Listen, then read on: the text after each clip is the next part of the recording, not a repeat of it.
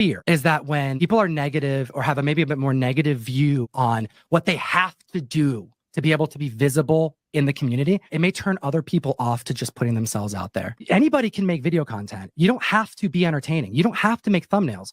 And you could just post your books on Insta. You can just take a video camera out. You can just go live and just start grading your books. The thing is, like, you don't need to do it with an audience of 210 people. Screw that. Like, it's just about participating in the community. That's like one of the best parts of comics is you can befriend people who also have a love for this medium, and they can become some of your best friends because, like, that's what the relationship is about. And it doesn't matter what religion they are, what politics they like, how they lean. I have all kinds of friends that outside of comics I may never would have connected with. And I think there's a lot of people who can share that same sentiments. I don't want to make it seem like if you can't make a video, you can't edit a video, then you shouldn't do it. And ridiculing people for doing that. Like, no, just participate, post, talk about comics. This medium will die if we do not post about comic books. That's how that goes. We got to post it. The publishers aren't doing it. The LCS owners are way too busy, and there's less comics coming out every single month. So let's just all help with the marketing of this by talking and participating in the community now that we have social media and we can all connect. Haters gonna hate.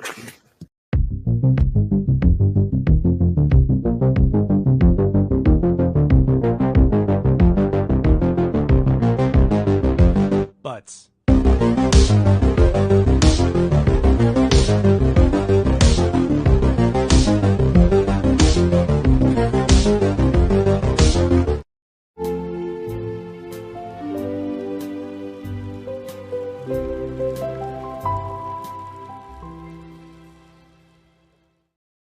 What up? What up?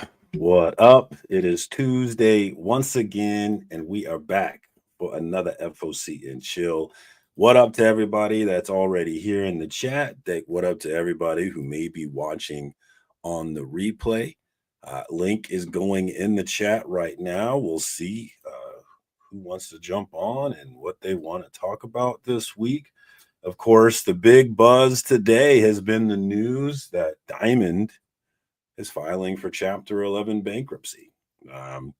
And I think, I don't know that this was entirely unexpected. I know they lost Marvel and they lost DC, right? So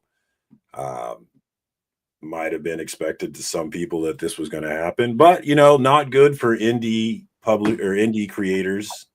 As I think a lot of them use Diamond. I know Marvin Wynn, creator of The Edge, was in one of my chats talking about how this wasn't good for indie comics. So I'd be interested to see if anybody has thoughts on that or if they want to talk about that. We got the homie Tony, aka Old Wolf, in the house. What up, my man? How you doing? Any thoughts on this Diamond news? I don't know. Am I going to get my books? Well, I don't know. Like, it doesn't affect Marvel and DC, right? Am I understanding that right? They're with Penguin now. No, my place. When there's a problem with Diamond, I don't get anything but DC. Yeah, I think that might be true for my shop as well, because I've been getting my books have been delayed every week since Christmas lately. So I don't know if that's related to the news, but link is pinned in the chat if anybody has thoughts, if they want to jump on. We got that up there, but let's get to the chat here. We got my homie Perry Game again here earlier. I like the stream. Thank you. I appreciate that, man. Always hanging out in Discord with my man. Always a good time over there. We got GT Key Comics in here early as well. What up, dog? Thanks for coming through. My Kansas City brother Swagda is in the hizzy. What up, Swagda? I appreciate the like on the stream. Phil's Treehouse is here. My man, also known as P2 on the move. What up, Phil? Appreciate you coming through. I have red Twizzlers and a single serving pint of chocolate. Man, that's the life right there, man. Living it up. And no other, I mean, we got to keep it original around here. You know what I'm saying? Today is, in fact, the 14th. Why do you ask? Because your thumbnail said the 20th. Right. And this is confusing to many people. The thumbnail and the date always has the FOC date. So it's not today's date. It's the final order cutoff date. So you want to get those orders in before Monday. So if you look at every single FOC and Chill show ever, the date is not today's date. It's always the FOC date. So I I think I asked the same question last time. You're not the first person to be confused by that. We got Benny Compton in the house. What up, Ben? Another one of my Discord brothers. I haven't talked to you since the beginning of the year. How is he doing? How are you doing? Me or Benny? I don't give a shit about you. I'm asking about Benny. Benny's doing great. The Commanders are in the playoffs, and they won the first game against the Bucs. So Benny's feeling good. Another one of the Discord homies, AR, is in the house. Check out his channel if you haven't. I watched his prank call today with the telemarketer. He was talking about a Star Trek book that he was reading, and it was pretty funny. Although I did want to hear the end of that call, AR. I'm not gonna lie to you. We got Drew in the Hizzy first show of the 2025 new year. What's going on? How you doing, my man? Good to see you. Thanks for coming through. We got Hack. My man Hack is in the house. What up, Hack? Check out Hack. He's been on that gaming on his channel lately, and he's one of the folks balling out on Marvel Rivals. I just put that down to hop on here.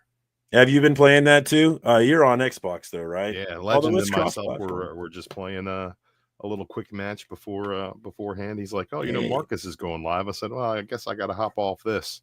I appreciate some of my maneuvers later. You guys got to give me an invite, man. I've been starting to play a little bit more. I've been maining Cloak and Dagger a lot. That's how I started too. I like the support and started with Cloak and Dagger. It's a fun, diverse character that like you can get a whole lot out of if you master Cloak and Dagger. That like isn't really on the surface. That cloak cape that like clouds everybody. Yeah, dude, that thing is like super useful. You can block almost every ultimate with that thing. It's so short though. I'm still working on figuring out how to use it and the timing and all that. Yeah. I wasn't so much into it. I'm not really a PvP kind of guy. I used to love Call of Duty, but Call of Duty just gets old for me. So I kind of fell out of it, but I'm enjoying this one. I was playing with Perry today. Perry was balling out. He's a lot better at the game than I am. I'll tell you that. Phil is saying, until there's a suitable replacement, damage to Diamond makes it harder for publishers to get books to stores and harder for stores to get books to customers who want them. So definitely not good news for the industry. At the same time, I think that Diamond has not recovered from the loss of market share that initially happened to them around the pandemic when Lunar really started taking off, and was it Penguin? Is what DC was going with overall, and they lost a lot of business there, and they didn't do anything really to make up for that, and their service did not get any better for comic shops. I feel like they were the one trick in town for the longest time, and it gave them a false sense of security as far as their performance as a distributor. I have heard people say that maybe they thought they were kind of too big to fail, and that turned out not to be true. Yeah, I know, huh? I don't know if too big to fail is the word, but definitely complacent in their market share. Like you need, when you're the second guy on the totem pole, you need to work a little bit harder to try to grow. Whereas you're the number one shop in town, you can kind of rest on your laurels. Kind of flows to you. We got Roscoe in the house. What up, Roscoe? Check out my Instagram. I recently put up original Roscoe art on my wall. I'm super excited about it, along with Naman. They both drew Erica Slaughter for me, and y'all know I'm a stand for Erica. So check that out, man. Two great drawings. Posted it on Instagram. Two great drawings. Super excited to put them on my wall. And I'm excited that I'm starting to run out of wall space, actually. We're going to have to... we're getting close to the end on that. We might have to start replacing some stuff if we get more down a wall, take the room next door, make your kids sleep in the closet. Whatever it takes, right? I already got kicked. I was in the bigger room over here, actually, but I got kicked out of there into the smaller room. We're in the basement. We got Nate in the house. What up, Nate? Here for Slaughter. I'm assuming that's a pimp named Slaughter. I don't know. Pimp named Slaughter might be retired, but we'll see. If I can ever come up with something funny, Pimp's never retired. We'll see if I can come up with something funny. We got my man Brian LCS in the house. What up, Brian? The man, the myth, the legend behind the Comic Book Community Awards. We're in that brief lull after the show and at the beginning of the year, where you're not hearing so much about that, but we will be kicking that back. So be ready for that to fill your timeline once again when the time is here. I'm looking forward to promoting it again as well. We got my man Bleecker Street Comics. Check him out every Sunday for the Comic Book Church. Always a good time over there. I love hanging out with them while I'm getting my bets together for Sunday football, which is almost over. How about them Ravens? It's almost over for y'all. We're going to go for a couple more games. Yeah. How about them Ravens? Number 1 defense, number 1 offense, number 1 team, baby. Well, I'm glad you guys are playing the Bills and not us. I'm going to tell you that right now. It's better you guys than us. That's going to be a hot game, though. Whoever, I mean, I'm not looking if we get past the Texans, because I don't think it's a given that we get past the Texans. I also don't think it's a given that you get past the Texans, and the Texans that only put up 2 against us on Christmas Day. So say what you will about that. All right, well, we'll see how it goes. You know, I think my boys are going to be ready here come this weekend, but we'll see. Well, the ones in the stripes will, but they've been paid properly. I hope they get their ass kicked. You know what? We're going to come back to that, Drew, but before we come back to that, we got my man we all know. Eddie, End of Zed, is in the house. I'm looking forward to getting his great Kickstarter, man. Really looking forward to End of Zed getting in my mailbox. Thank you for coming through, Eddie. I appreciate you, my man. Oh, look at this guy. This guy has been ghosted lately. I have not seen hide nor hair of Comic Journey lately. Last time I saw Comic Journey, he was on that Sunday football and comic stream with your best friend. Oh, with Ray? Yeah, I don't. That's why you have. So that's why you I would not have caught that. He's been cavorting with the enemy over there. Not my enemy, dude. I don't make people choose sides. We're not in high school, guys. Everything is kosher, copacetic. Look, I don't want to talk about comics. I just wanted to bring up some drama. We got Christina Payne, the greatest mod in the business. Angel of the chat. What up? What up, Christina? Thanks for coming through. Appreciate you as always. We got my man Frog Brawler back. I haven't been seeing him around. I do get to see him in my college football league. But outside of that, I haven't been seeing him in the comic book space. MIA, I miss you. Yeah, I miss you, brother. Hope you're well, man. And hopefully Colorado's treating you well. Good to see you. Thanks for coming through. We got K-Pop Junkie in the house. What up, K-Pop? Thanks for coming through. Always good to see you. My flavored whiskey brother, 80s guy, is in the house. What up, 80s guy? Thanks for coming through. That's one of the regulars on the Wednesday night show over with Indie Comics and Reviews. My comic book dad, Lorenzo. Check us out tomorrow night if you're not busy at 8 p.m. Central Standard Time, also known as God's Time. What up? We got the great legend in the house. I love saying it the way that Niobe says it. The great legend coming at you live. What up, legend?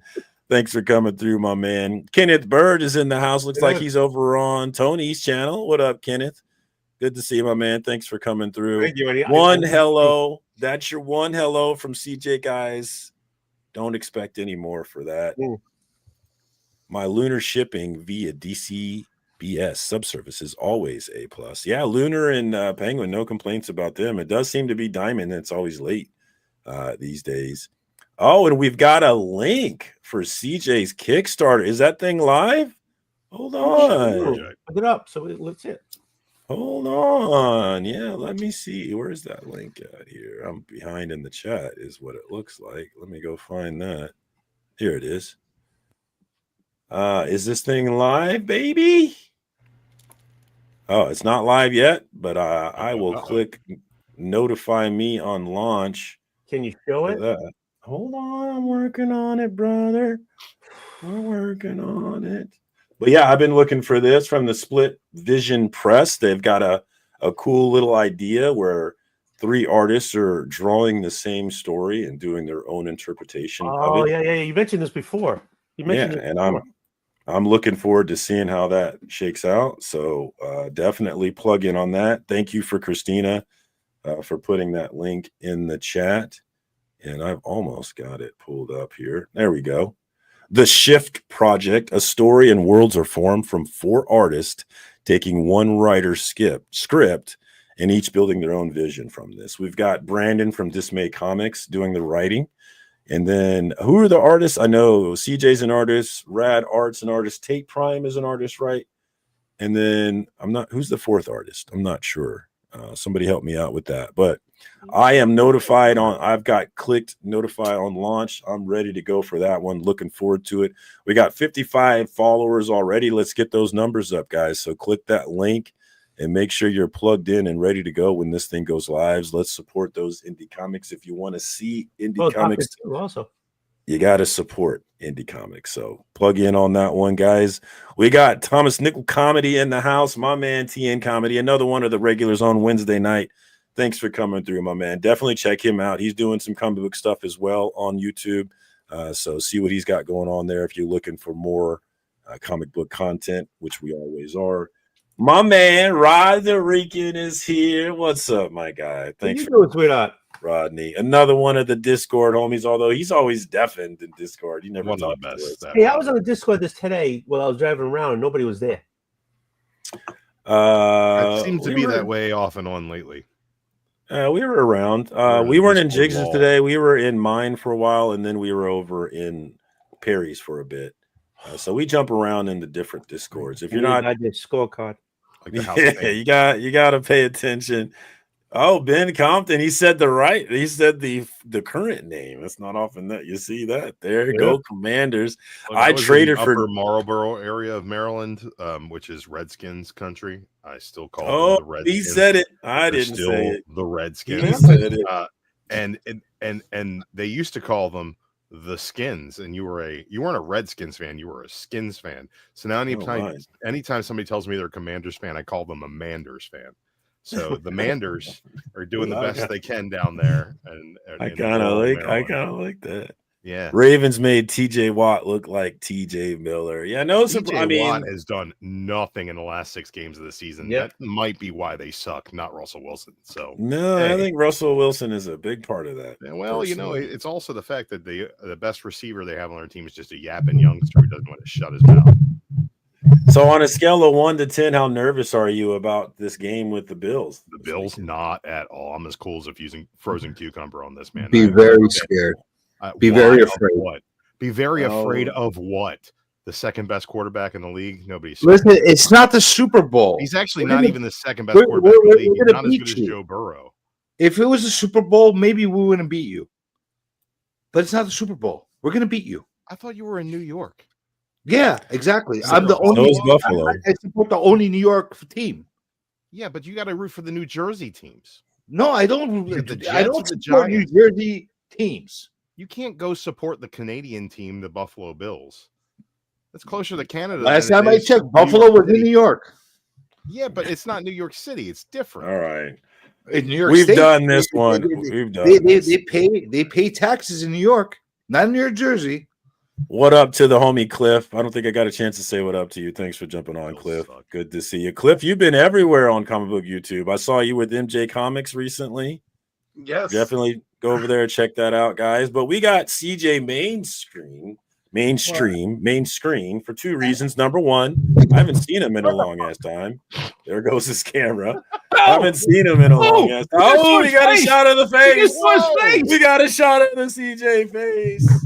First appearance. I haven't seen CJ in a while, so he's got the main screen for that. But also, we got your Kickstarter coming up. Have you know when that's going live, and you have anything you want to plug? Beautiful endorsement that you gave me. I had to hop on, and thank you first of all. No, of course. That's what people do. They thank people. So I'm thanking you. Thank you for the kind endorsement. We are launching on the 21st. Okay, so it's go time in a week. We're gonna make comic books great again. Oh, Macba. Wait, Macba? Yeah. Macba. We specifically picked the 21st of January for a very specific reason. What up, Beckerman? Oh, the one day after the man takes office. That's hilarious. I don't know if you want to get too political, buddy. Let's make this thing listen, all joking aside, I'm super hyped up. I'm really, really amped about this. All 5 of us that are involved with this. It's myself, Brandon, the Dismay Comics, the Gallows Man, Ben Frazier. That was the great other one. artist. Tate Prime, which everybody knows, and Matt Atkins, Siren. It's the five of us. So it's not Rad. I You thought made it a was mistake. Rad. It Okay, wasn't my bad. what's his name? Rad Art. That's my bad. Aaron, my bad. No. Sorry about that. No, don't want. It's all right. It's all right. I just want to make sure that like the proper people that are involved actually get their proper due. For sure. There's no big deal, man. I appreciate that. Not everybody, not everybody news. knows Ben. Ben is somebody. Fake news. Ben is somebody that we're bringing into the comic book community, but he's been a published artist on multiple titles in Marvel, DC. He's been doing a lot of other stuff. He's a really good tattoo artist as well. So I'm really excited about this. We're gonna do a full blown launch on the 21st, and we're gonna rock and roll the whole freaking month until the Kickstarter's done with it. Hopefully, this will be the beginning of a lot of big new things that we're going to be introducing, and even more importantly, hopefully, it creates a new platform for rising artists and writers to get a shot to be able to get themselves seen in the future. That's the most important thing for me, to create a new platform where people that have talent that not necessarily had a fair shake or had an opportunity in the past to have an opportunity. So I'm hoping that this is going to be a good thing. I think it will be, man, and we'll definitely be bringing it back up next week because Tuesday night is the launch night for the thing. So we'll definitely be back next week talking about it as well, getting ready for the big launch. I'm excited for you guys. I have backed every single one of Brandon's Kickstarter, so I'm a fan of his writing already. You're going to be very shocked at his writing. Nice. Because he usually takes a much more comical approach with his writing. He had the horror book that wasn't comedy, but Gallows is definitely comedy. But the people that know the Gallows Man and stuff like that see like a certain part of him. This is a little bit different. It's gonna be fun. You're gonna see a whole different variation, different look behind everybody. I think you'll be pleasantly surprised with everything that you're gonna see come out of this. So I have high confidence that I will be, and we've got Doctor Number 2 coming from Brian as well. I think he means next month. I'm assuming. I hope so. No, never months. No, or he could mean never month. It's never coming. So look for Doctor Number 2. I was a big backer of number 1, and looking to be back for number 2 as well. So plug into that one, guys. Another Kickstarter to make sure that if you've got it clicked, notify on launch so that you're ready to rock and roll. I am doing that right now to make sure that I am ready to go. And so, Marcus, just in case you didn't realize, I'm going to let you understand what you are witnessing right now. Do you know what you're witnessing? I think I'm witnessing greatness. That's right, my friend. Thank you. Oh, no, I wasn't going to read the shirt. That's right. I was going to go with something different. Just wanted to make sure you understand that you are in the presence of greatness. Speaking thank you of very much. greatness, I appreciate you wearing that shirt for me. Thank you very much. I appreciate that. Well, I read it so you could read it and understand what you're witnessing. Me. I had to help you comprehend it. Sometimes, people need to be, told what they're witnessing. Sometimes you don't know greatness when you see it, right? And it takes a keen eye sometimes. It's the story of my life. Nobody realizes. Sometimes you need to tell people how great you are. I do. Frog is a little less confident than Drew. He's 5 out of 10 on the Bills game. That's probably a more reasonable. Dude, the Bills are going to reasonable at all. There's a number one the team Bills are going to right freaking clean up. Come on, dude. No, the Bills are going to freaking clean. This is the Bills' year. It's Bills' year. Let's look at it this way. It's always Bills the Chiefs absolutely slaughtered. Who is it? The Broncos. Yeah. What up, okay. Bears? And the Steelers would have absolutely slaughtered the Broncos, and the Ravens absolutely slaughtered the Steelers. So we're gonna absolutely slaughter the fucking Bills. It's not even a question. Yeah. Lamar Okay. Jackson, Caveat to that: the Chiefs beat the Ravens, but we lost to the Bills. Let me put it to you this way: Josh Allen will have at least one pick six. Dude, in what world can a Raven beat up a Buffalo? In what world? In the world where the Ravens Dude, are a still buffalo would flying eat a around in the raven. sky, and the buffalo is almost fucking extinct. Our buffalo's gonna just bite the raven's head off. That's what's gonna happen. Buffaloes are almost all killed off, where the raven is the harbinger of your fucking doom. Are we talking about football anymore, guys? We got Nate asking did anybody catch the card rip battle on Madhouse? I did not catch. What is a card rip battle? I'm assuming you're opening packs. Yeah, and you're saying whoever opens the pack the most stylishly wins, or whoever gets the best cards. I'm assuming. Cards. Yeah. What if you get shit cards, but you're like a fucking wizard with your opening? We're getting multiple calls for the return of Beckerman. I guess they like the 20-minute stream with no visuals whatsoever. That's a hard no from me, guys. I love those kind of streams.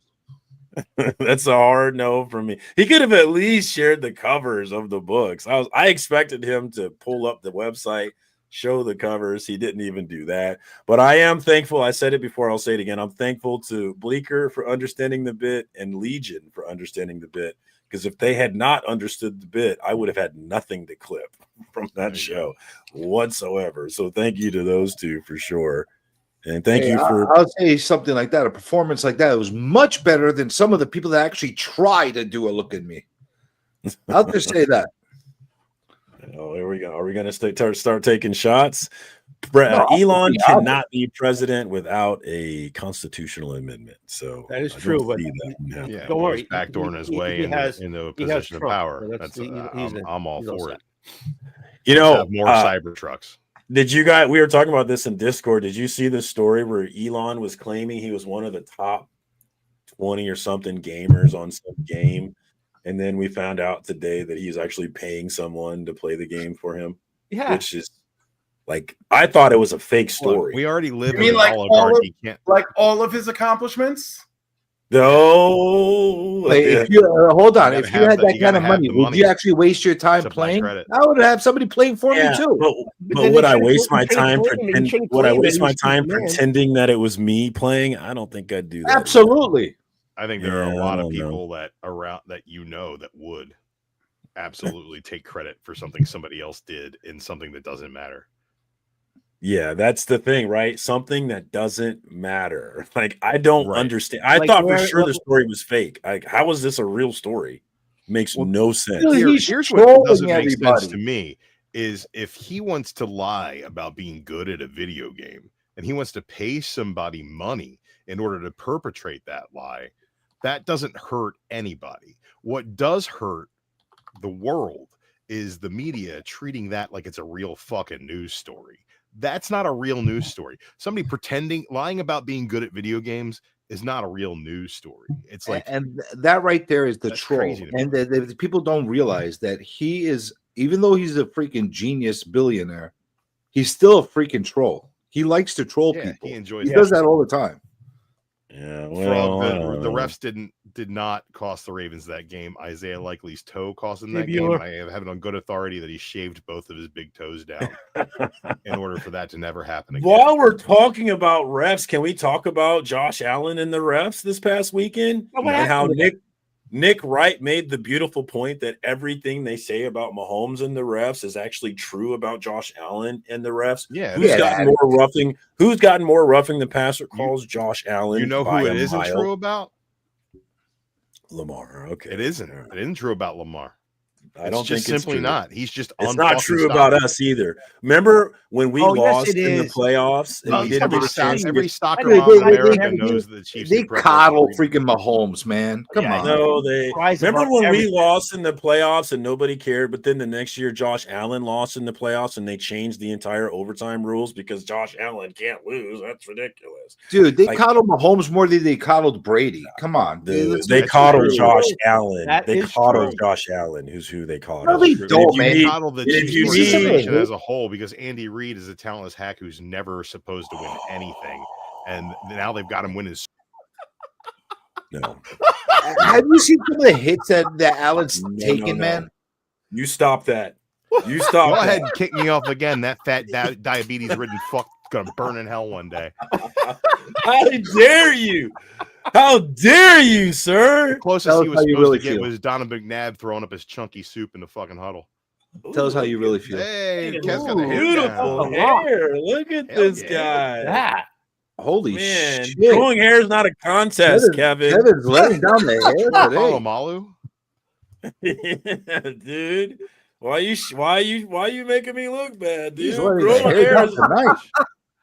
Like, we're not growing taking a hair is look not at a this fucking contest, monstrosity of a man. What hairline the hell? next to that guy. Jesus. I hope What everyone's was- doing well tonight. What's going on, Kevin? How you Holy doing, shit. man? I'm okay. I let Let me the put hair my out hat just back to show on. that look. It's Dude, your not hair looks burnt. like that guy from Queen. Not Freddie Mercury, the other guy from Queen. With the Guitarist. long curly hair. Brian May. That's who you look I like. like- Yeah, I the like this. I astrophysicist. like this look. I prefer this to the Lilith Fair lesbian look. So this is a big Wow. I love it. Yeah, this is the You Lilith look Fair like- lipstick lesbian look. You got the You hair look down. like the former singer for some band like Styx or something. No, No, dude, he looks like the guy from Queen, man. He's freaking that's badass, man. You do have the striking resemblance to Brian May with your hair. Shout out to the homie Travis, aka Comics with Bueller in the house. Good to see I you, my man. aspire Thanks to for look coming like through. myself one day. Here's the thing, Kev. You got the hair down now, and I'm surprised that CJ's not jealous because you're just going to be the next person to have hair that beats his hands in the comic book awards. Wow. Shout out to Daymare. You really want to go down that route with me? let's do it. I think Brian might still be in the chat. Listen, I'm warning him and everybody else. If that abomination of a freaking award is still in the thing, we're gonna have problems next year. Oh no, not problems with CJ. What up, Czars? Good to see Look you, at my smart man. ass. I love Yeah, those yeah. early morning streams, my We man. all Always good to see you. Adam. Our problems. We all Don't enjoy let that. me divert my attention to you, Marcus, because Oh you don't no, want to am I gonna be your new project? Oh no, not me. You sound like someone I like and love who says they're Yeah. gonna make people their new project. No, I'm not making any projects. What up, Berdazzle? Either you're on my radar or you're not. Don't get on my radar. Anyway, I need you right now. You're gonna promote me for the Kickstarter, and then I'll bash you after that. Yeah. All right. Like, Perfect. like, first Truce things for- first. truce Name for this now. Self-promotion. Second, destruction of you. That's awesome. All right. So, does be anybody? We'll be nice Does for a month. anybody have? Does anybody know what Chapter 11 bankruptcy is? What is the? I know there's Chapter 11. There's Chapter. Oh, Chapter 11 is reorganization. Right. So Yeah, they're not they- going they- away. they- When you're they're done. taking on new debt to reorganize their Yeah. financial status. Yeah, there's other components to it. You also Right. fuck a few of your debtors. Yep. Yes, of Yeah. course. But 13 That's is when you're definitely done. part of it. 11 is when Well- you're still trying to make it. Let me be quite honest. I have a couple of friends, and I mean their home office is in the Baltimore area. I have a couple of friends that work for Diamond, and a few of them in their credit accounts department. And let me tell you, there are a lot of LCSs out there that are in deep amounts of debt to Diamond that they're not being able to come to terms with. A lot of that has to do with their operating capital. So where the distributor has done things to hamper the retailers, some retailers are doing a lot of things to hamper the distributor as well. So they're trying their best to stay afloat. Again, I think a lot of it has to do with them not properly restructuring when they lost the accounts to Lunar, Yeah. when they lost the accounts to Penguin. Well, it's going to get worse now because I can yeah. assure you there's going to be a group of LCSs that are going to decide not to pay them going Oh forward. yeah, Yeah. yeah. That That's aren't detrimental that are- not that only aren't to paid the up to LCSs, now. but the readers as Exacerbates well. the problem, and it's it's to your credit too that you bring that up because most people do not even bring that to the attention that on a micro level just think of it as at your own LCS when you see these people not picking up their books after 2, 3, 5, 7 weeks, how much it hurts the LCS when you look at 2, 3, 5, 10 people that are doing this. Mm-hmm. That is just Yeah. Diamond is just the larger version of that very microcosm of what's been transpiring all too long. And that's the problem is it isn't. That's why I try to tell people it's rarely Yeah, any one thing. It's It's usually also- a combination of shit. I think it's a problem with the pull list, ordering system. Whereas like you enter into an agreement with your LCS when they sign you up for a subscription through them that you're going to be purchasing this book, and they order it under the assumption that you're going to be buying it. Right. And if you don't buy it, then they bought it for you with no ability to sell it. Because it's that's already a floating debt right there. So it's already like, pre-printed. And that's what right. other people don't understand is when a print run is done, it's not only done, which very much the show, emphasize on an FOC, but it's done at the idea in good faith. And when that good faith is eliminated, it cascades down to us. Oh, yeah. I was under the impression that Diamond, correct me if I'm wrong, maybe it's one of the other distributors, that for the smaller LCSs, they only take business COD. Am I wrong about that? Or is it one of the other distributors? Yeah, it's got to be that. You got to be wrong because like I honestly, I dated a girl for a couple of weeks who worked in Diamond's credit department. Like they have credit out there. These LCSs are ordering on credit.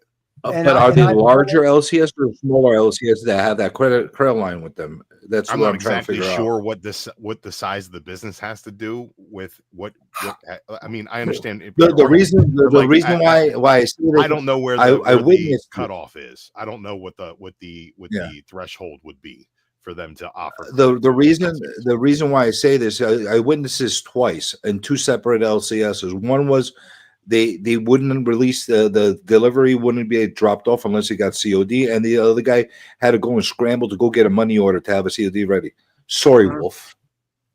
I've seen that too, and it does depend on how the setup is done through them. So I've seen it done on a large scale to where that doesn't have to be done. They've already pre-established and they have signed into think of it this way: is how you an insurance, you have a bond put up. Well, on larger scale is almost essentially the same thing is done. You have a certain amount put up, knowing that you're going to end up selling a certain amount of units over a course of a certain amount of time.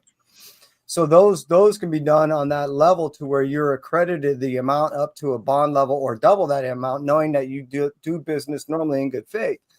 At the same point, I've done work with a couple of places local around here that are only around for a couple of years. That yes, the way they signed up is they had to have their stuff COD'd. But that was also only through on all the independent orders. It wasn't through DC or Marvel. But also DC was being ordered through a separate thing too. So it was a separate setup on their own also. What were you going to say, Tony? I've seen different shit.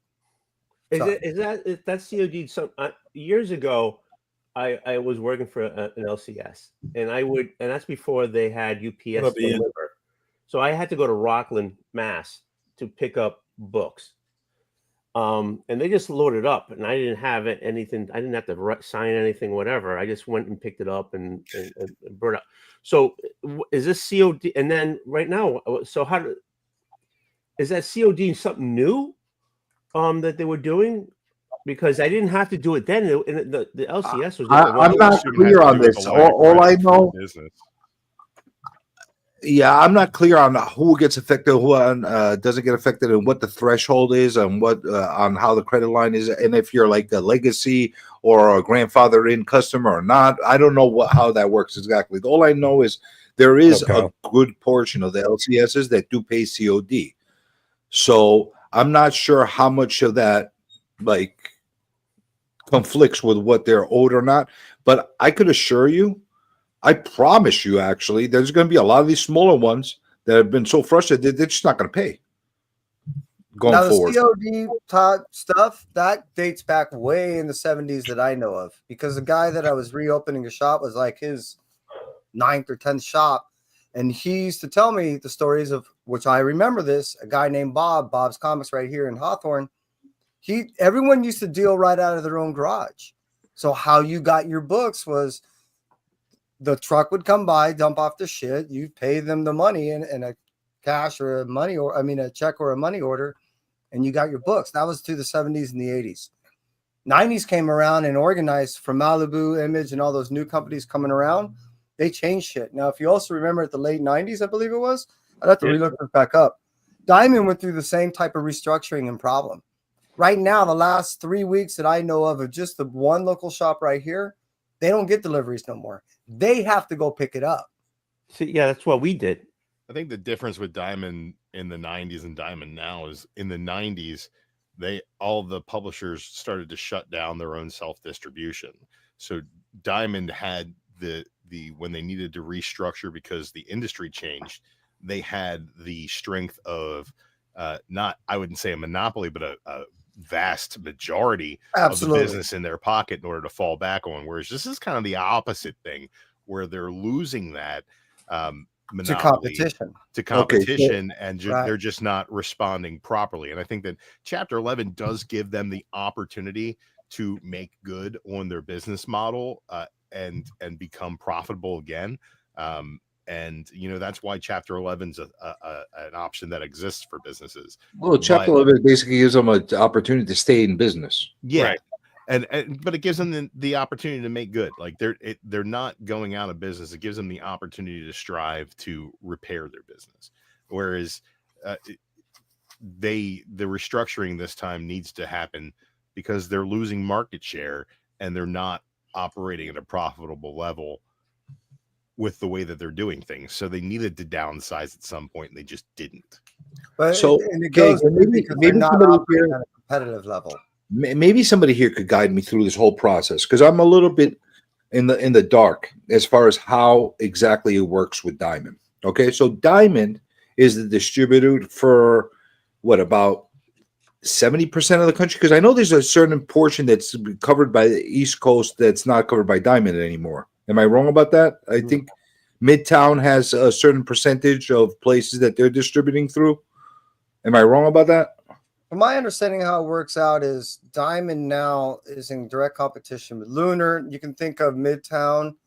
And, but there's also a portion of their market that normally would be Diamond, and I think you still actually purchase through Diamond, but the distribution center is going through Midtown, I believe. Well, that's what I was getting at. Is one is going through like a Midtown, the other one's going through like a DCBS, and what they're doing is, what they've been able to do is they've been able to kind of say, well, you're going to go ahead and go west of Mississippi, and you guys kind of take care of east.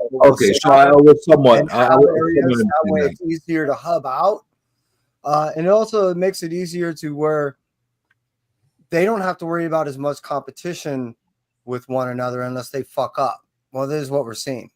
One of them fucking up, or the other ones are picking up the slack. So basically, they're using two other companies to actually distribute, one on the West Coast, one on the East Coast, in order to get all the comics out. Now, the printing, do they print the actual comics, or do they get them from printers?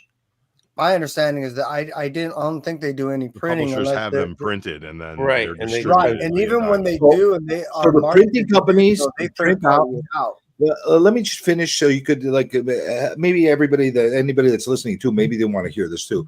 So there's printing companies that print for the different publications, image, whatever the case is, and they send all their inventory over to Diamond, and then Diamond distributes. So their job is to facilitate. That's all it is. They're not manufacturing. They're not making. All they have to do is take the orders and distribute, pack them up and distribute. That is their primary function. In a very simplified. Am I wrong? In a very simplified manner. Okay. So solely with the comic books, they also have their own toy manufacturers that they distribute for via Diamond Select Toys.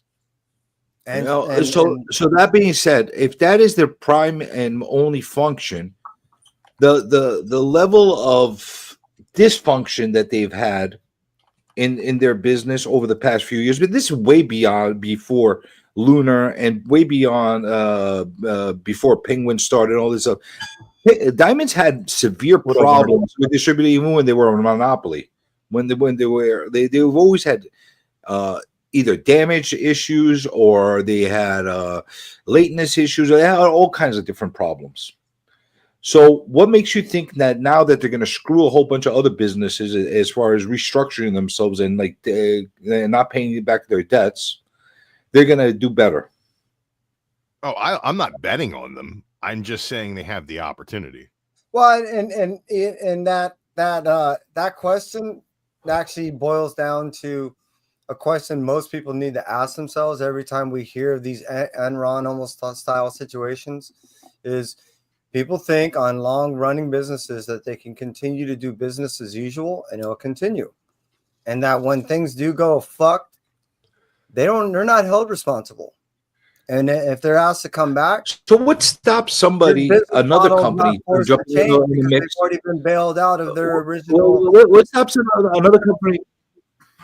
Yeah, hold on. What stops another company from jumping in the mix that has a ability to be able to distribute and decides, hey, you know what? I'm going to call one by one all these small indie and I'm just going to gather and I'm going to start distributing with them.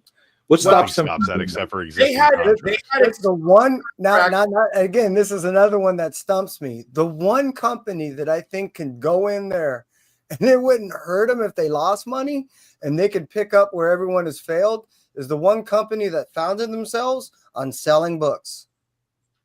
Amazon has no fucking sense why they haven't picked this thing up and went, well, we could do this. The sense is because the market share of comic books is so small that Amazon hasn't even thought about it. Well, and that's why they succeeded from books in the first place. I mean, Amazon makes more money than LCS's nationwide, and Diamond does off of trade paperbacks.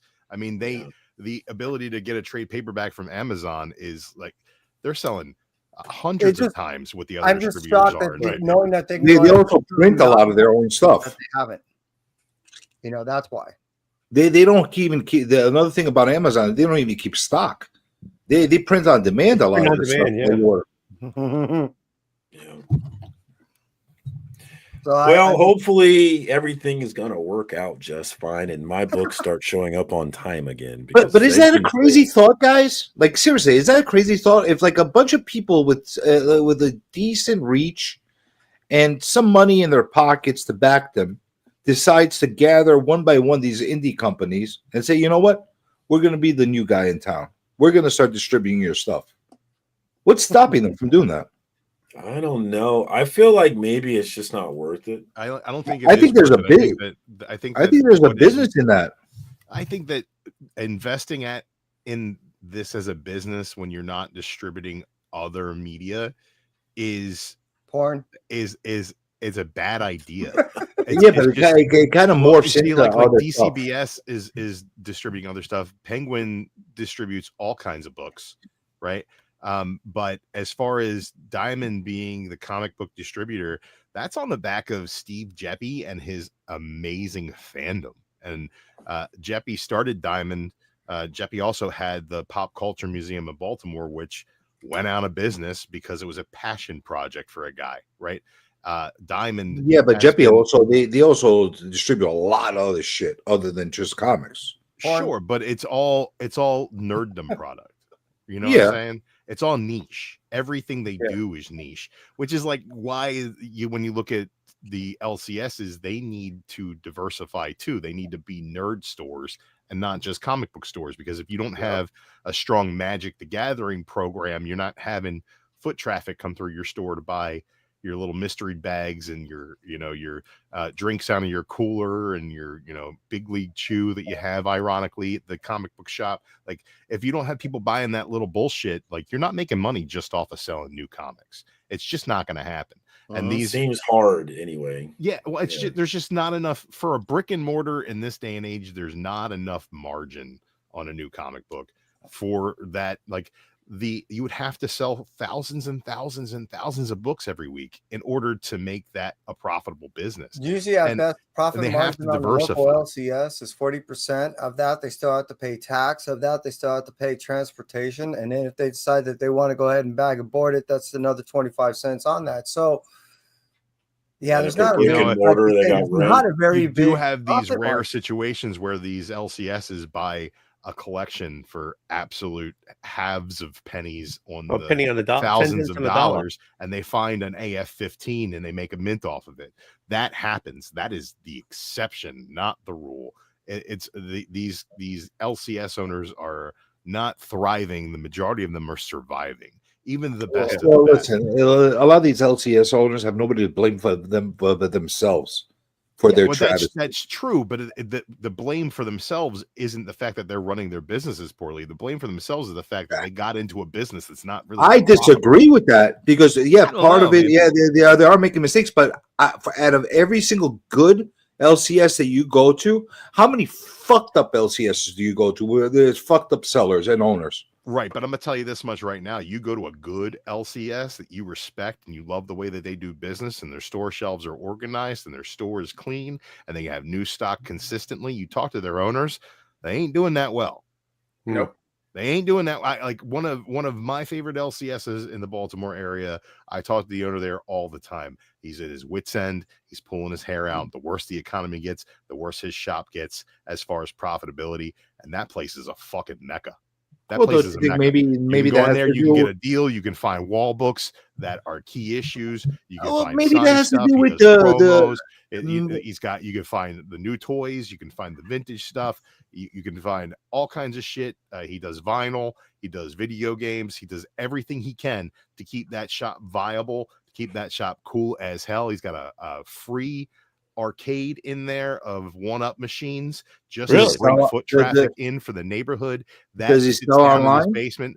Yeah, he sells online, and that sits down in his basement where his dollar books are. And let me tell you, there's more dollar books there than I've ever seen in any dollar book selection in the area. And his stores are clean. His staff is knowledgeable and cool as fuck. Like, those people know their shit. They know how to treat customers, all that stuff. And still he's seeing his sales decline. And he finds it hard to make a profit. And that is more of the fact that it's a passion project for people. It's a grind.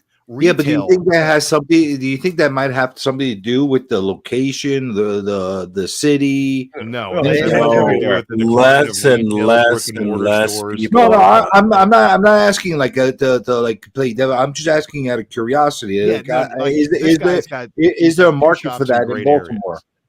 No, it's one of the biggest markets. You know, there's a lot of and the collectors market in this area is huge. Like, there are basement shows and hotel shows every weekend in the area, and they go out and they support that collectors community as well. Like, they're always at those shows, right? Then clearly there's something that's being missed. Then clearly what's being missed is the fact that retail does not operate the same way it used to, and property values are going up, and the profitability of these businesses is going down. So in order to have these locations, you got to pay more for it. So Cliff, hold on, Cliff. Talk to us, baby. What are you thinking? You got any thoughts on this? Well, first, okay, let's just do one example. When our LCS last year had to negotiate its lease for the next 10 years, we were all crapping bricks and I thought the dude who was the property manager was the real estate guy. No, the real estate owner is the largest real estate owner in the Tri-County area. All right. I was terrified. All right. I'm going to put my real estate hat on for 1 second because that's kind of what I do. So I'm going to tell you something that I tell a lot of businesses, and I see this mistake happening time and time and time again with a lot of business owners. You had a 10-year lease that you were trying to get, right? Yep. Last year? Yep.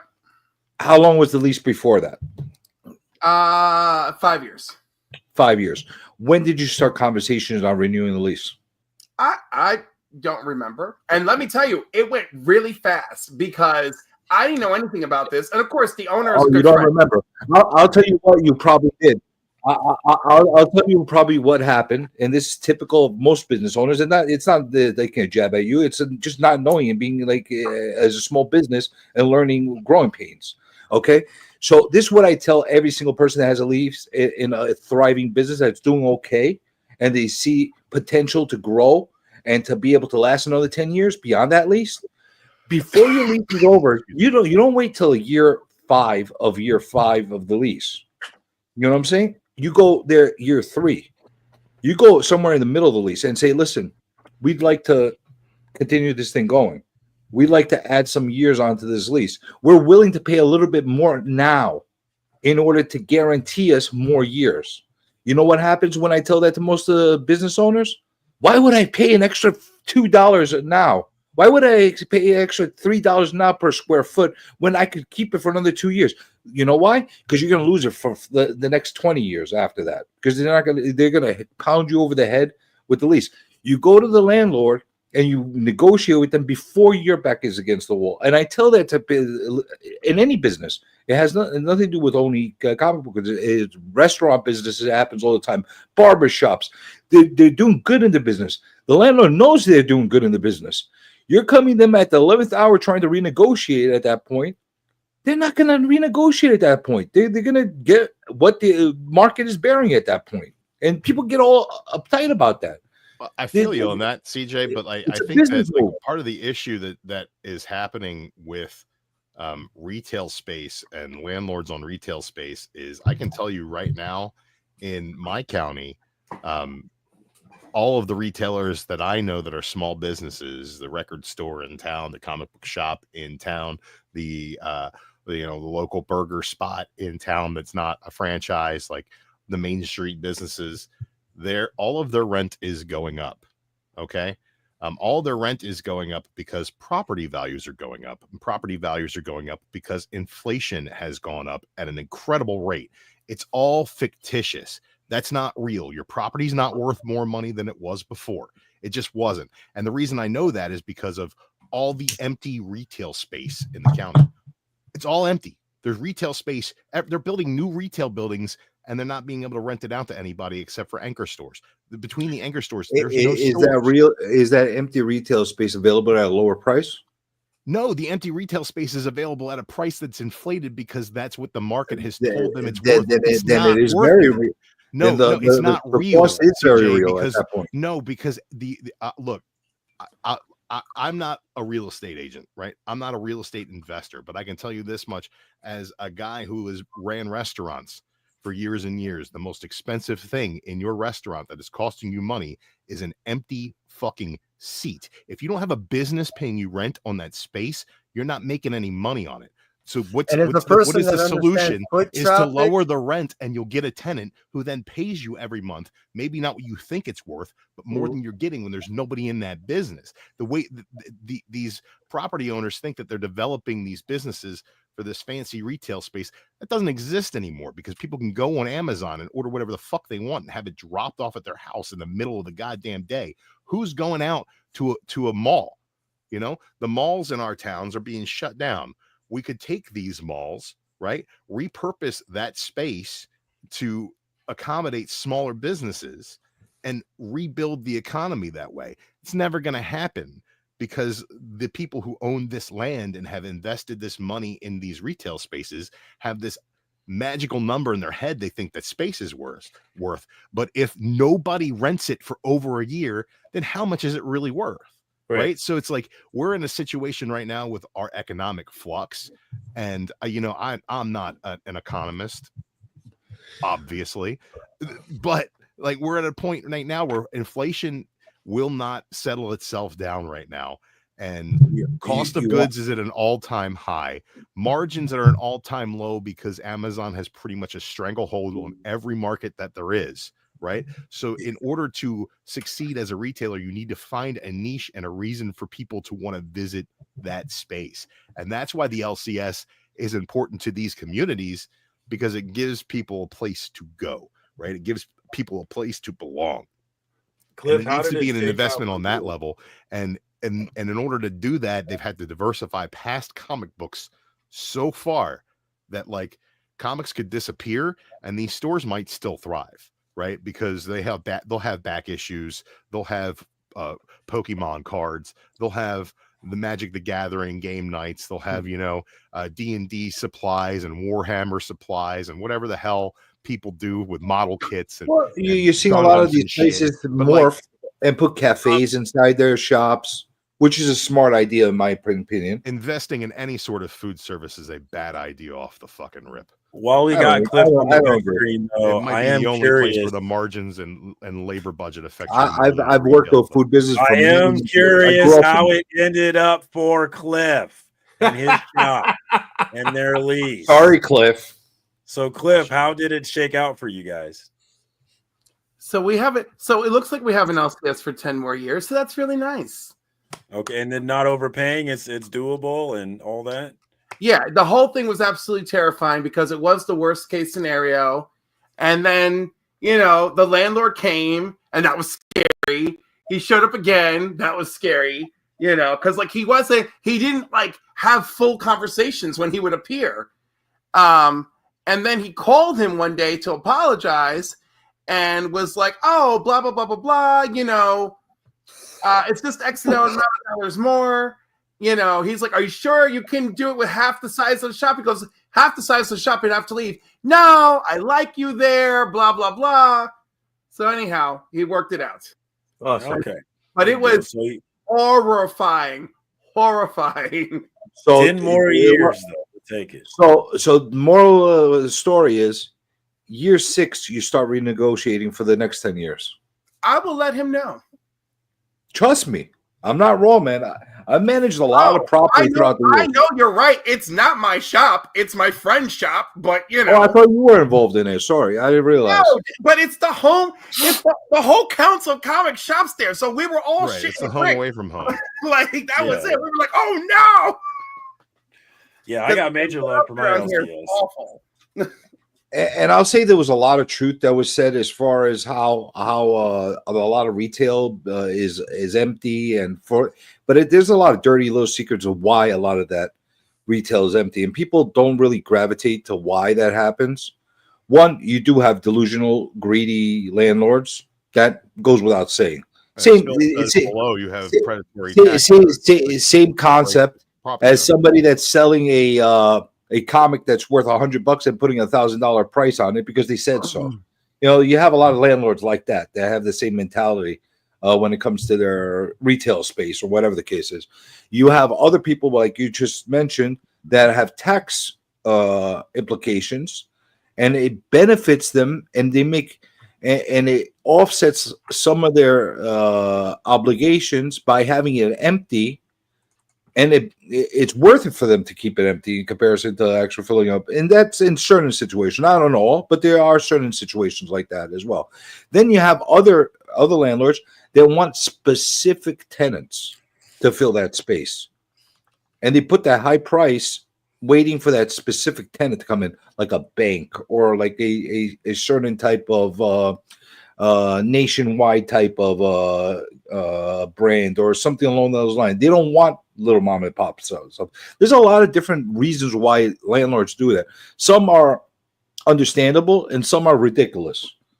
But dude, I'm gonna. Can we ash you're that giving cigarette? Kyle some anxiety there with your cherry. Can we ash that bad boy? My G is getting long right there. You got a problem? It's just concerning. It feels like it's gonna fall off at any second here. You got a problem that I got ash talent? You got a problem with my ash talent?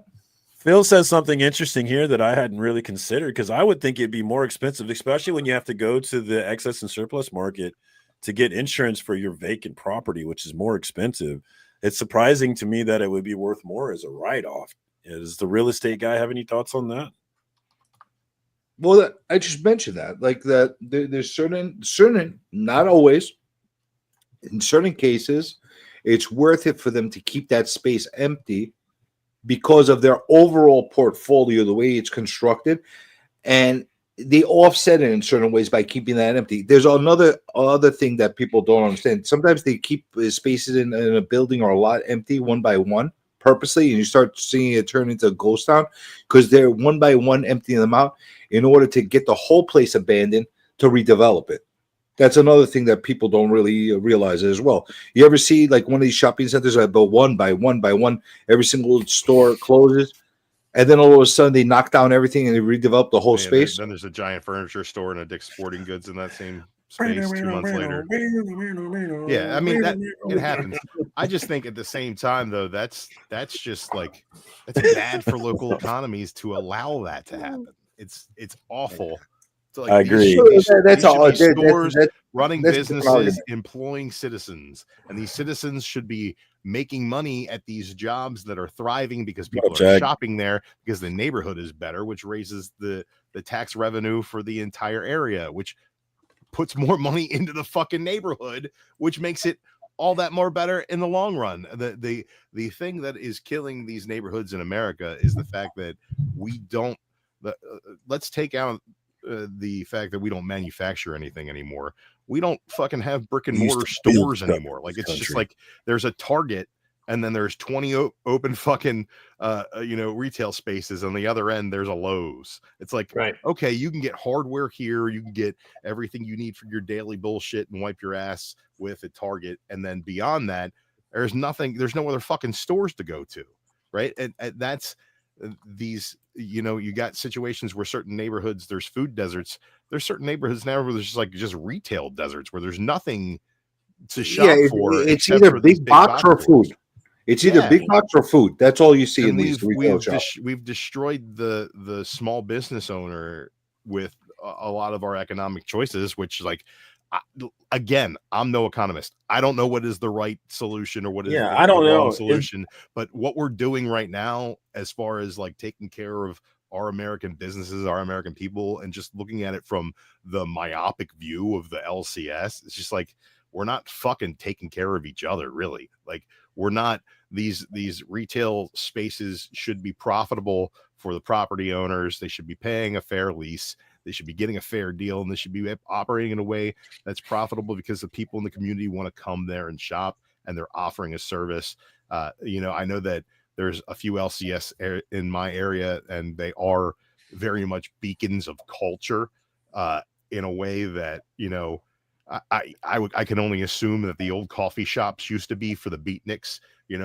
The fucking nerds need to get away from the shine of their computer monitors and get out of their basements. What? And when the sun becomes too much for them, they can duck their heads into this shop where there's long boxes of comics to sift through, and maybe there's some action figures and statues to shop for. And occasionally there's the Magic the Gathering kids stinking up the place, but they are beacons for that culture, and I think that that's important.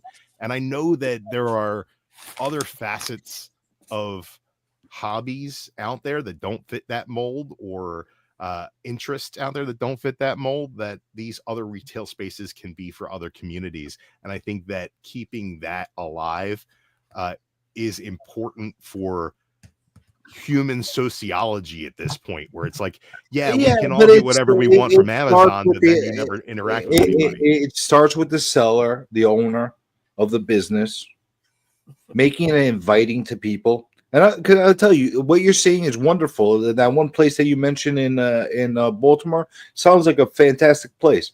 But I'll tell you something: 9 out of 10 places are shitholes, and they're fucking assholes. The owners, they're miserable fucking assholes. Just think that because you're from New York and everybody up there is an asshole. Dude, I go into these shops. They're miserable fucking. Dude, is it gonna fucking hurt you to pick up a fucking broom and fucking sweep your nasty ass fucking rat hole? No, that's not a problem here in the KC area, I will say. Because I see that shit in shop after shop after, or when you see guys that have fucking short boxes and they're fucking stacked up one and one's falling inside the other, bending all the shit out of the fucking books. They're bending and they don't give a fuck. And all they're gonna complain about is the fact that everybody's trying to rip them off. Right. Or they're sitting there scratching their ass and playing fucking Pong at the computer while their customers are sitting asking questions that they don't want to be fucking bothered. So don't tell me that it's just because I'm fucking New York. I've been to fucking shops all over the fucking country. And I'm telling you, 9 out of 10 fucking shops have a very similar type of fucking ownership. A miserable fucking guy that doesn't want to be there. That's fucking irritating. Now the one out of 10 that's good, it's fucking phenomenal. It's a beautiful fucking experience. Now, if they could take that 1 out of 10 guy and clone him and make more of those, maybe the LCSs would do a lot better. The LCSs and the comic shop, that whole forum is falling under the same extinction rate that the hobby shop has. Okay? Remember the hobby shops have picked up the hobby. I don't know that I buy that it's bad owners. I think it's just a shrinking. Or you think they're all fucking beautiful people? No, I'm not saying that there's not bad owners. What I'm saying is I don't think they're the problem. I think that it's just a shrinking consumer market. I mean, that That's undeniably true. Less and less people are buying physical copies. I'm hearing people all the time saying that they're getting out of physical copies and they're going to digital. I just think that we're in a dying, and this was a big conversation between Niobe Comics and Journos, right, where they were kind of arguing about it. But honestly, I kind of lean more towards the Journos argument. I feel like this is a dying. There will always be comics at some level, but I don't think that we're going to see comics at the levels we see them now. Oh, no. Or at least physical copies. Well, that may be true, but there's other variations. There's Go toys, ahead, Cliff. there's Go ahead, Funkos, Cliff. there's Let's cars. let Cliff get a word in here. I was just gonna say, like, the numbers of non-physical readers has not shifted that much. It's still in the 10% range. You know, we're just still seeing people exit the hobby because it's a luxury item. You know, It really is. so like that's And more of what we're seeing. And not to mention how much stuff you can easily, like without even blinking too hard, just pirate read. You don't have to wait for an omnibus. You don't have to get a trade paperback. You don't have to do nothing. I You pirate know? read everything that I buy because I don't read my You physical. you want to hear one of the I'm the biggest same way, reasons too. why these businesses are failing more than any other reason that people kind of fucking don't even talk about at all. The fact that you can't get a cheap copy, a shitty fucking newspaper quality copy at a newsstand or in a convenience store or a 7-Eleven the way you used to. That's what's hurting the hobby. The fact that that little kid that's freaking 8 years old can't buy a fucking comic for $1 to get them introduced to that new character. But $1 when you were 8 years old is Right, $2 by $7 today's now. standard. Yeah, It's listen, $7 now. No, That's how much. You can it's make like- comics for $1 or $2. You could No, sell you can't- comics. you can't and make anything you for absolutely $1 or can. $2. You There absolutely aren't can. 99-cent stores You anymore. They just don't absolutely can. exist. First of all, the Dollar Tree just proved that. They just proved that. They released 36 new titles of DC fucking books for $1.50 a piece. So don't tell me you can't do that. They They're not can't do full that. comics. They don't have And I ads in think- them the way the comics do. People won't buy them for $1. And they're also reprints. They're reprints that are A mad 5-year-old kid doesn't know that.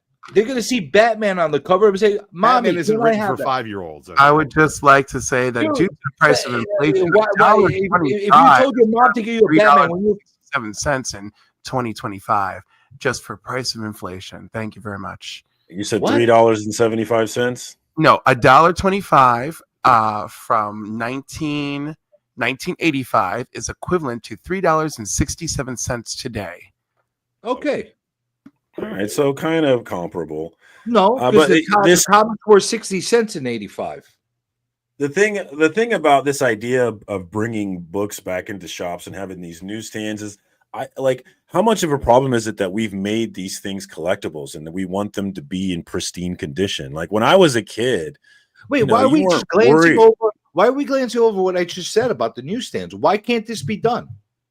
Well, we weren't glancing over. I was discussing it. I was like, how much of a problem is it that we've made it to where if the comic book's not in pristine condition, then it's not worth buying? Like, But also, that's a how much problem have for we as us. collectors ruined it? That's a problem for us. It's not a problem for a 5-year-old kid. And I could tell you something. A little kid tells their mom, "Mommy, I want candy or I want a comic." Guess what the mom is going to get them for, especially if it's only a couple bucks.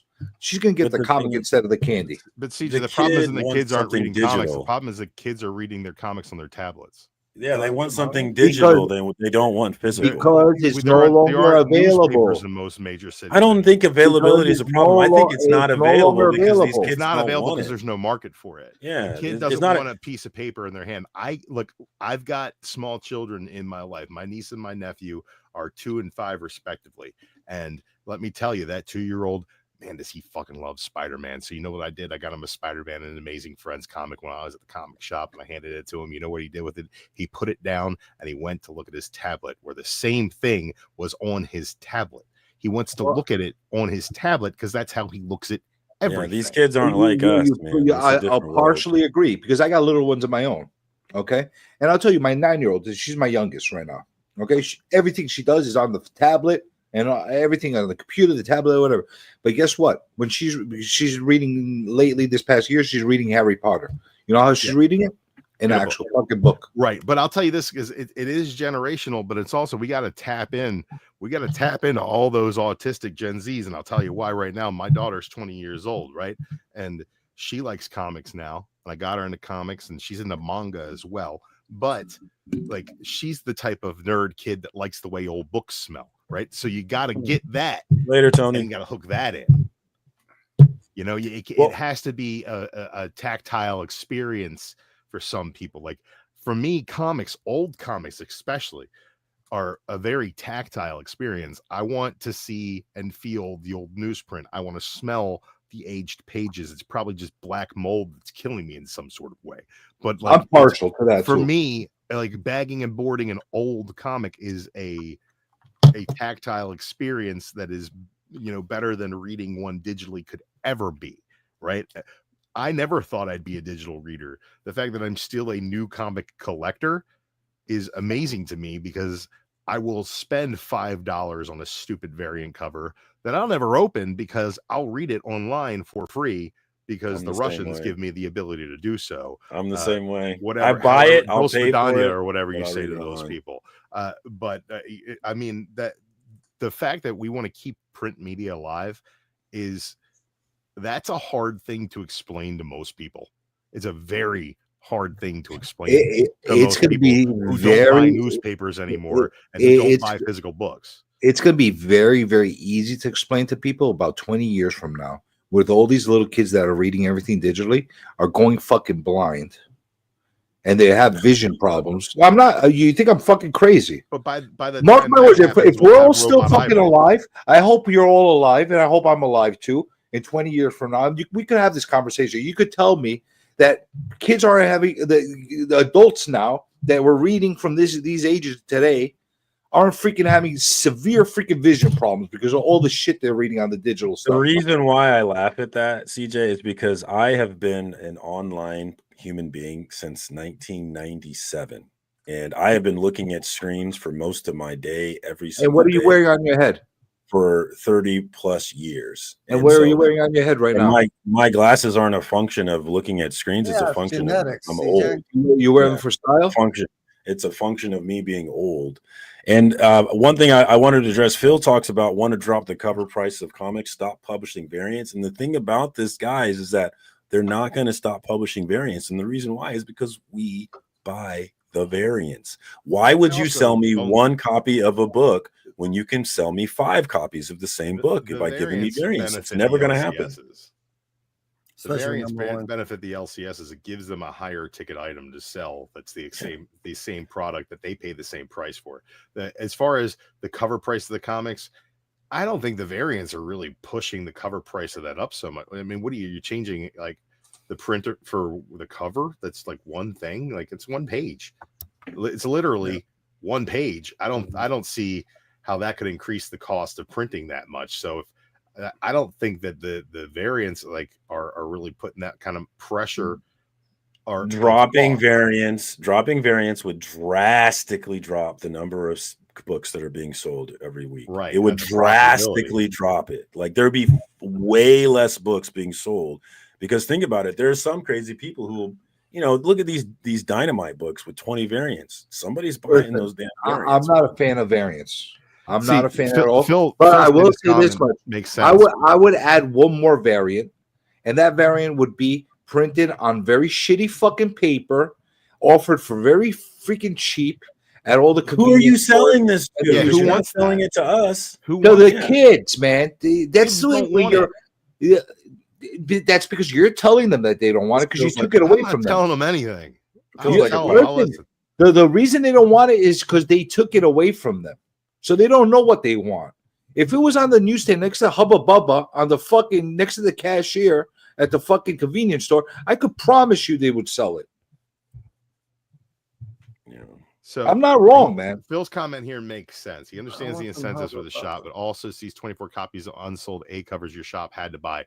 Your shop didn't have to buy them. Your shop, my shop doesn't do it. Yeah, my shop doesn't. Your shop do it. chose to buy those in order to get those incentives. Like, and if you can't find a way to mark those down and market those, put them on an end cap, be like, hey, this is a new number one. We got all these really cool variants because we ordered all these, but these I can let you go for $1 under cover price just to move them and maybe get somebody interested in the series so they'd pick up number 2. That's kind of the way that you need to make your money off those things. You need to be more creative with them. Like if they're not selling them, you need to find a way to sell them. Like and maybe those 24 issues aren't profitable, but at the same time, you can use them as promotion or do something with them. Find a way to write that off within your business plan.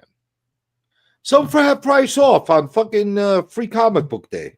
You see how fast they move.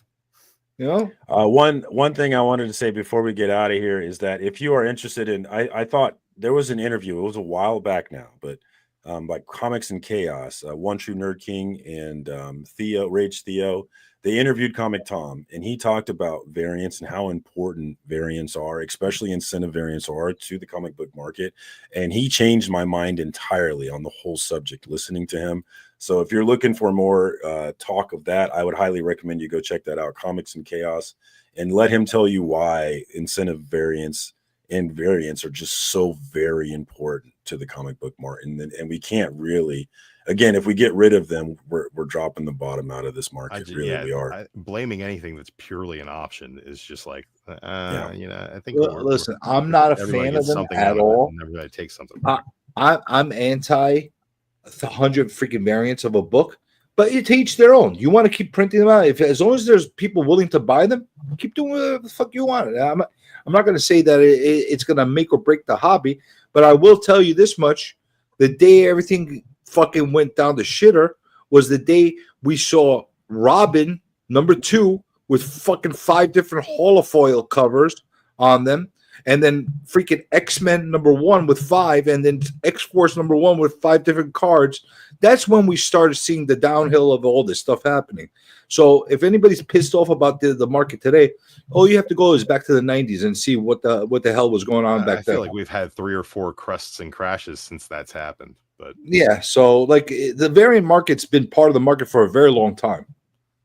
Kevin, are you there? I might have did you first on incorrectly. No, I'm here. Okay, good. Kevin. No, Comics in the house. Link is in the chat. Anything going on with you and your Paul Stanley vibes? Yeah, actually, after this stream, I will be shortly doing my every week Kmart event that I'll end up doing. My episode will be focusing on, I think I have 6 different publishers that I'm going to be picking up this week. So look forward for that. Kevin's most anticipated reads, and it's Blue Light Special every Tuesday. Check my man out, Entropy and Comics on YouTube. Link is in the chat. Plug into the homie. Thank you so much for coming through, Kevin. I appreciate you, my man. Cliff on Comics. Hard to get a word in tonight. How you doing, my man? What's going on with you? Great. Tomorrow night, I'll be on Guest at Key on Sector 2815 with Leech of Comics, of course, as co-host, Paul being the host, and Tony Comiverse will be the other guest. So I'm really looking forward to that. And Friday, I'll be joining Joe over at Anachronics. And I think that's it for my weekend. Yep, it's looking good. Oh, my goodness. Lots of birthdays coming up over at the Council of Comics. And in Council of Comics, I'm there Sundays at 5 p.m. Eastern, Mondays 8 p.m. Eastern. Wednesdays is New Comic Book Day, but we don't have one this week or next week because Sam is away dealing with family issues. So that's pretty much it. So you'll see me twice tomorrow night because I'll probably join Krista Comic Bet. And thank you all. Is that a turtleneck? YouTube stream whore, and it's always good. Are you wearing a turtleneck? No, it's a quarter zip. Right. Zip. I thought you were going over Vidal Sassoon on us. No, Vidal Sassoon. You don't look good. Drew, thank you so much for jumping on as always. Yeah, what's going on with you, my man? This show gives my Tuesdays purpose. Beyond that, you guys can find me on Marvel Rivals. being Moon Knight and haunting people with the moon. That's pretty dope. Beyond that, I've done some shorts recently as well. Kind of got back in the game after the new year. You want to know what's happening in Action Comics or Superman? I can tell you. And just finished up the crossover, the raid on Grey Malkin with X-Men and Uncanny X-Men. So stop by on the road to 700. I think I'm at 655 now, sub-wise. Yeah. Hopefully we can get to 700 by the end of February is kind of my goal on that. I'm going to buckle down and put some more content out. Drop by, check them out, and leave me a comment. Let me know you're there. Tell me how much you hate what I'm doing so I can keep doing it and ignore you. Link is in the chat, guys. Let's help Drew get that milestone. Plug in and sub up to my man. Thank you as always. I appreciate you coming through. Hell yeah. And last but most certainly not least, my man, Comic Journey, Split Vision Press, got the Kickstarter coming soon. What's going on with you, my man? Well, first of all, I think it'd be very wrong of us if we didn't all break out into song, sing like a bohemian. Thunderbolts and lightning, very, very frightening. Is that for Kevin? Yeah, well, who else? And his beautiful hair. Growing hair is not a contest, Kevin. Yes, it is, and you're losing, Marcus. I am so very badly losing. It's so true. What's going on, CJ? What's going on? You need to stop reading digitally so your eye prescription doesn't get worse. That's the first thing. That's a lost cause, bro. I'm an internet being. But that being said, I've been a little MIA for a little bit. I've had a little hiatus. We'll call it a hiatus. But I'm coming back. I'll be back. And all you people that unsubscribe me, I'm going to fucking get you. All of you. One at a time. I'm going to freaking get you. I'll be dropping a bunch of stuff, doing a lot of lives. You're going to see things like really, really amp up towards the end of the month. Once we do the Kickstarter launch, you're going to see me all over the place along with the rest of the crew. We're going to be doing a bunch of interviews as well. Marcus, I'm expecting you to be having us on for a little bit of a promotion as well. I got you. I got you. You didn't offer, but I volunteered. It's a given, brother. It'd be nice if you talk to Lorenzo as well and have us on there as well too, because he's the indie guy as well, and it'd be nice to promote there. See, and everybody else in the chat that you want us to whore ourselves out on your channel, we're going to be doing that all month. So remember that Kickstarter is going to launch the 21st. It's going to be great. We're going to make comics great again, and you're welcome. In non-political way. So if you're not down with that, you can still support this project because it's not a right or left thing. It's a comic book thing, right, CJ? And if you want to back the project in spite of me, do it for the other guys. Just remember that. There's another 4 guys that are involved in it, and they're all very pleasant human beings. So if you hate me, back them. Is kissing allowed? Yeah, why not? Yeah, we'll do some kissing. Hell is going but not Marcus. Marcus scares me. Wait, who's kissing you? And check out the Kickstarter link. It is right there. The Shift Project Split Vision Press. Hit that notify on launch and make sure that you're ready to go. I also wanted to mention the homie Brian LCS. The Doctor #2 is also on Kickstarter, ready for you to click that notify when launched. So make sure you're ready to lock in on that. And since he came back to us, Tony, aka Old Wolf, what's going on with you? Anything you want to plug?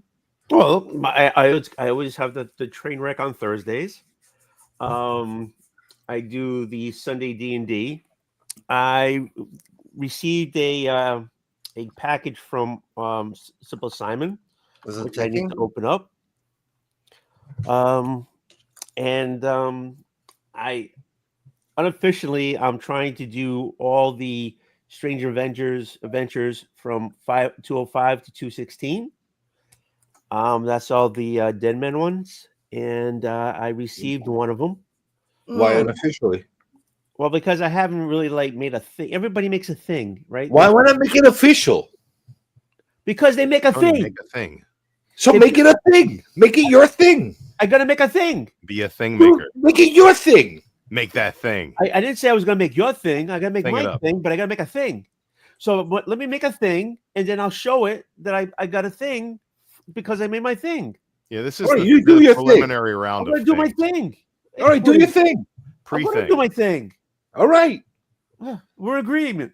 Hey, how you doing? Okay. We're in the All right. pre-thing status. We're all right there. So I gotta make my thing. Do your There thing. you go. Tony Old Wolf, a train wreck on Thursday nights. Be there or be square. Thank you so much for coming through, Tony. I appreciate you. Hey, And whoa! I got a question for you. How many more hours do you need, like, to do your like? I don't know. It's about the same. So Ah. we're still because we had to slow down during Christmas, so we probably lost a little ground. But we'll get it. No big deal. No worries at all. And I will address my homie Sicko here. He has a serious question. Why is FOC in the title? And the reason why is because the original idea for this show was that we were going to cover FOC every week. I was going to go through the final order cutoff, and we were talking about what we wanted. Wait, hold on a minute. Hold on a minute. We didn't do that at all. Stop before you continue. Let me look at your face. What happened to your mustache? Well, then I trimmed it down a little bit. It'll Did grow you lose back. your mustache? What happened to your mustache? It's right there. It's the 5 o'clock shadow mustache. Back to Sicko's question. It was originally going to be a final order cutoff show, and I started off doing that. But what happened is the evolution of the show is that people started pushing more for the chill than the FOC. And so now it can be FOC, but a lot of times it ends up being the chill when people jump on. So if you are looking for an FOC show, there is no guarantee that this show will be an FOC show. And I will not be upset at all, Sicko, if you decide to spend your time elsewhere on Tuesday nights. I love you and I respect you for it, Sicko. So play it how you feel it, brother. But that's the answer to your question. But Sicko, I'll respect you more if you go to my channel at 7 o'clock on Thursdays and watch the show. There will never be FOC on here as long as I'm a part of it. Thank you to everybody that jumped on the panel. This show is nothing without you guys deciding to jump on and spend time with me. I appreciate you so much for that. Thank you to everybody in the chat that came through, especially my homie Dr. Von Hoot from across the pond. I really appreciate you staying up late and hanging out with us. And to everybody else, that came through and everybody watching on the replay, I very much appreciate your time. Thank you so very much. That's all I got for you this week, guys. Until next week, peace.